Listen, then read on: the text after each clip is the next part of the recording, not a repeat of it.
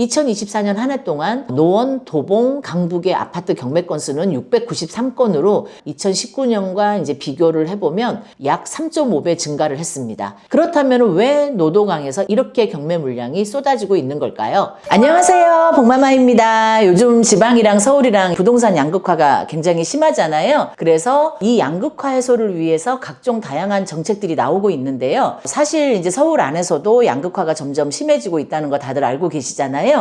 그래서 오늘은 여러분들과 강남과 노도강이라고 불리우는 노원, 도봉구, 강북구에 점점 심해지는 부동산 양극화에 대해서 이야기해 보려고 합니다. 자, 본격적으로 이야기해 보기 전에 구독, 좋아요, 알림 설정까지 꼭 부탁드려요. 최근 서울의 주요 입지 부동산이 연달아서 신고가를 갱신하고 있다고 하는데요.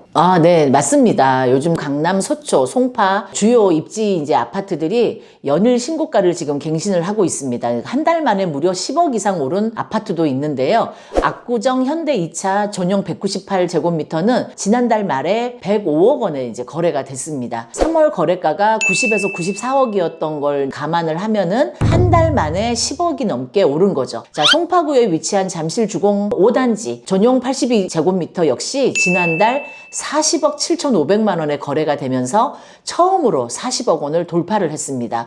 서초구 반포 레미안 원베일리 전용 234제곱미터는 2월에 165억 원, 한남동의 나인원 한남 전용 243제곱미터는 175억 원에 거래가 되면서 올해 서울 아파트 거래 최고가를 경신을 했습니다. 강남권의 매매가 상승률은 더 놀라운데요. KB 부동산에 따르면 3.3제곱미터당 평균 매매가는 강남구가 1억 531만 원을 돌파를 했습니다. 1년 전과 비교를 해보면 무려 19.8%가 상승한 수치라고 하는데요.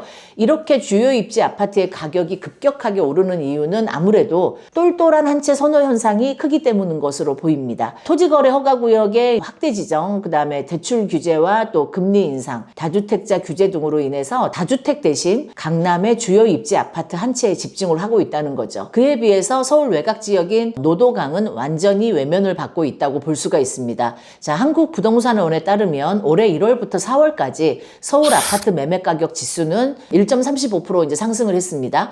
자, 송파구는 4.54%가 상승을 했고요. 강남구는 4.14%, 서초구는 3.62% 이렇게 상승을 하면서 강세를 보였습니다. 하지만 노원구는 마이너스 0.22%, 그 다음에 도봉구는 마이너스 0.15%, 또 강북구는 마이너스 0.04%로 오히려 하락을 했습니다. 이처럼 강남과 서초, 송파는 고공행진을 이어가고 있는 반면에 노도강의 아파트들은 과거 최고가 대비 수억 원씩 떨어진 가격에 거래가 되고 있습니다. 자, 노원구 중계동의 중계주공 5단지 전용 76제곱미터는 2021년 최고가가 11억 8,400만 원이었지만 올해 4월에는 9억 6천만 원에 거래가 됐습니다. 그러니까 고점 대비 2억 원이 넘게 빠진 상태인 거죠. 도봉구 창동의 상하 1차 전용 58제곱미터도 2021년 7억 3,500만 원에서 4월에는 3억 5천만 원에 거래가 되면서 반값도 안 되는 가격에 팔렸습니다. 강북구 본동 주공 4단지 전용 76제곱미터 역시 2022년 7억 5천만 원 선에서 거래가 됐던 아파트였는데요. 현재는 5억 3,700만 원으로 거래가 되면서 2억 원 이상 하락을 한 상태입니다. 이러한 노도강의 하락세는 경매 시장에서도 그대로 드러나고 있는데요. 2024년 한 해 동안 노원, 도봉, 강북의 아파트 경매 건수는 693건으로 2019년과 이제 비교를 해보면 약 3.5배 증가를 했습니다. 같은 기간 서울 전체 경매 물량 증가폭이 3.18배였던 것과 비교를 해보면 노도강의 경매 물량 증가는 더욱 심각한 상황이라고 할 수 있습니다. 그렇다면 왜 노도강에서 이렇게 경매 물량이 쏟아지고 있는 걸까요? 그 배경에는 2020년부터 2022년에 부동산 폭등기와 저금리 기조가 있습니다. 부동산 폭등기 시절 실제로 그 당시 자고 일어나면 집값이 오른다는 소리가 여기저기서 들렸고요. 이때 나만 손해보는 것 같다는 불안감에 많은 사람들이 집값이 계속 오를 것이라는 기대감에 소위 말해 영끌 대출을 받아서 아파트를 매수한 것이죠. 당시 강남과 마용성 등 주요 입지는 이미 서민들이 접근할 수 없는 가격이었기 때문에 상대적으로 가격이 저렴했던 노도강이 영끌족의 마지막 보루로 여겨졌습니다. 그러나 2022년 하반기부터 시작된 금리 인상은 상황을 완전히 뒤바꿔 놓았는데요. 실질적인 대출 금리는 4에서 5%내로 이제 급등을 했고 아파트 가격도 2021년 고점에서 크게 이제 하락을 했습니다. 이자 부담은 커졌는데 아파트 가격은 떨어지니까 대출금을 갚기가 힘들어졌고 결국 경매 시장으로 내몰린 것이죠. 한 보도에 따르면 노도강에서 경매로 나온 아파트 중 80% 이상이 은행이 신청한 건이라고 하는데요.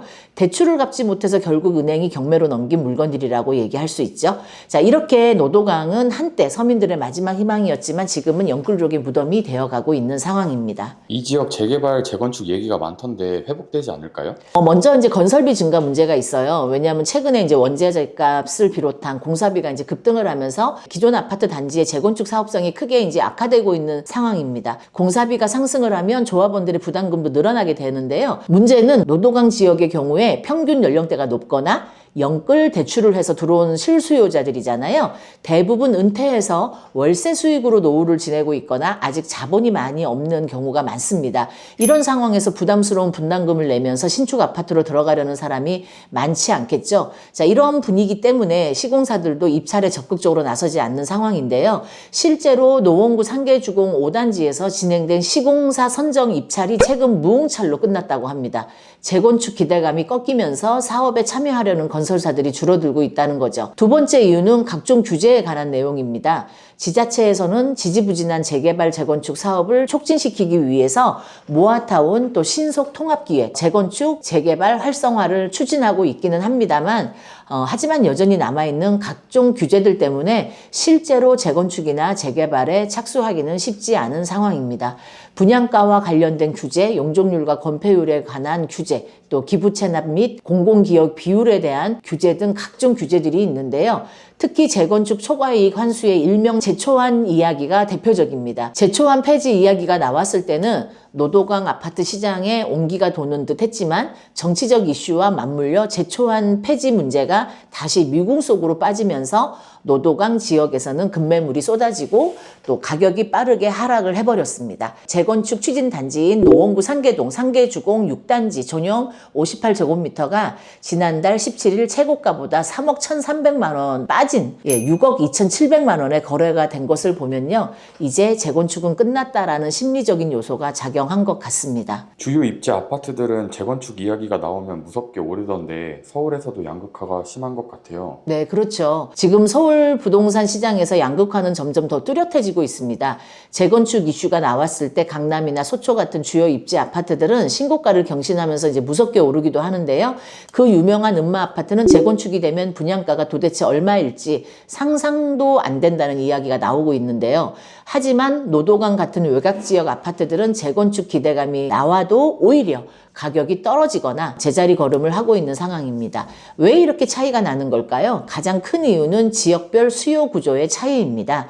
강남 같은 주요 입지는 투자 수요와 실수요가 혼합된 지역입니다. 그렇기 때문에 재건축 소식이 나오면 더 오를 거야 라는 심리적 요인까지 반영해서 가격이 급등하는 경우가 많습니다. 하지만 노도강 같은 외곽 지역은 실수요자 비중이 높은 곳이죠. 여기 사는 사람들은 대부분 내 집 마련이나 전세 거주자들이고요. 그래서 금리 인상이나 대출 규제 같은 경제적 변화에 더 민감하게 반응할 수밖에 없습니다. 게다가 교통이나 학군, 상업 인프라가 상대적으로 부족하다 보니 더 오를 수 있을까라는 부정적 심리가 더 크게 작용하게 되는 거죠.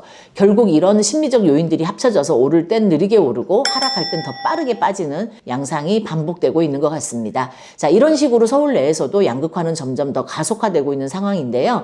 실제로 지난달 기준으로 서울 아파트 5분위 배율은 6.0을 기록을 했는데요. 이 수치는 관련 통계가 집계되기 시작한 2008년 이후 최고치라고 합니다. 쉽게 말해 상위 20% 아파트 한 채로 하위 20% 아파트는 6채로 살 수 있는 수준까지 양극화가 심화된 거죠. 불과 1년 전인 작년 3월에는 5.0이었던 배율이 1년 만에 6.0으로 상승을 했을 정도로 서울 내에서도 강남과 노도강 간의 격차는 빠르게 벌어지고 있습니다.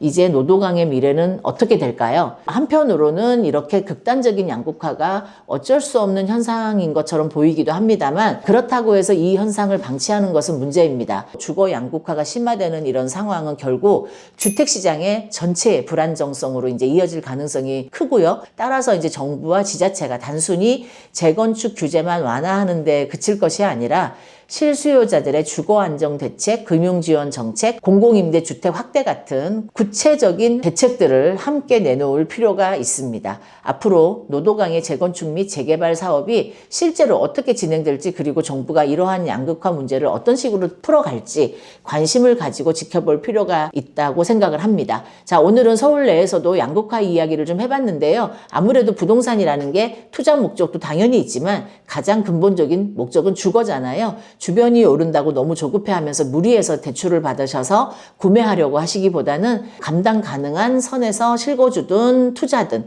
하시는 게 좋을 것 같습니다. 오늘 복마마는 여기까지 하고요. 또 구독, 좋아요 여러분 부탁드리고요. 다음에 더 좋은 정보로 찾아오겠습니다. 안녕.